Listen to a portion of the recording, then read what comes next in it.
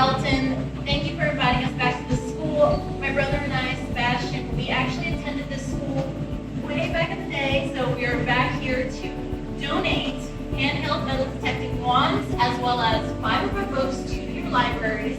And we will also be doing a brief demonstration on how the metal detectors work, as well as how to get yourself out of if someone grabs your arm in a harmful manner, how to break free and get out of there. We'll unbuckle it, and there are going to be 2 modes on the metal detector. My brother and I attend the Wicked This Academy for Teenagers, and what they always tell us about searching for is split the bottom in half. Make sure to stay close to the bottom, because this way, you know there's someone behind you. As you can hear, it just detected that you have an item around your back.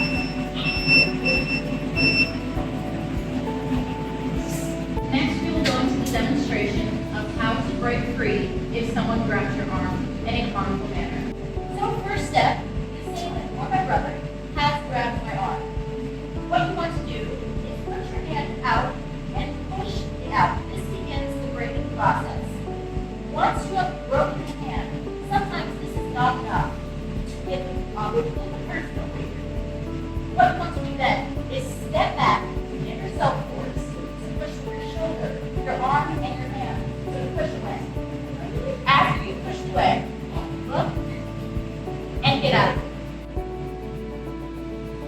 Back. And then get out.